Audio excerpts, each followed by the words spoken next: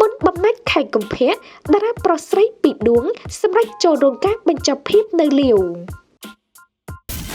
ទទួលយកធម៌ពលគ្មានជាតិហ្គាជាមួយគ្រុឌជួឆើតមិនត្រឹមតែយានយន្តថ្មីទោះជាយានយន្តកំពុងប្រើប្រាស់ក៏អាចយកការគ្រីមក LLC ដើម្បីទទួលបានប្រាក់កម្ចីរហូតដល់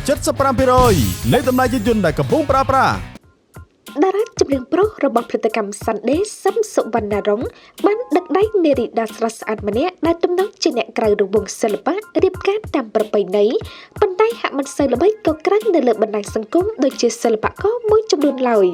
ដូចគ្នាតារាសម្ដែងស្រីនូណាក៏ទើបតែបានបញ្ចប់ភាពនៅលាវកាលពីពេលថ្មីនេះផងដែរដោយនៅលើមុនបំណាច់ខែកុម្ភៈឆ្នាំ2026នេះនៅក្នុងរង្វង់សិល្បៈមានតារាប្រុសស្រីចំនួន2ដួងទៀតហើយបានសម្រេចចិត្តបញ្ចប់ភាពនៅលាវរបស់ខ្លួនទីមួយគឺតារាសម្ដែងហួរលីហេងហៅនូណានិងម្ចាស់បទគុំទ្រាំស្នេហ៍អ្នកក្រដូចបងសឹមសុវណ្ណារុងចំពោះនូណាគឺបានសម្រេចចូលរោងការកាលពីសប្តាហ៍មុនក្រោយភ្ជាប់ពាក្យមើលចិត្តគ្នាកន្លះឆ្នាំ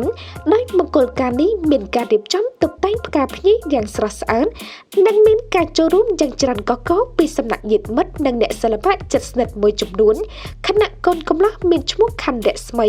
ទំនងមិនមែនជាអ្នកក្នុងរង្វង់សិល្បៈដូចគ្នាឡើយ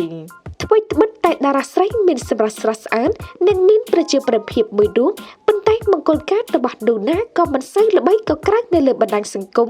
ដូចមង្គលការរបស់មិត្តសម្លាញ់ឈិនមនីនាថនិងនីប្រេកនោះឡើយដោយឡែកតារាចម្រៀង Sunday សឹមសុវណ្ណារុងឬម្ចាស់បទគុំទ្រាំស្នេហ៍អ្នកក្រដូចបងក៏មិនខុសពីនូណាដែរពលគឺតារាប្រុសរូបនេះបានសម្រេចបញ្ចប់ភាពនៅលាវនៅថ្ងៃទី26ចុងខែកុម្ភៈនេះដែរ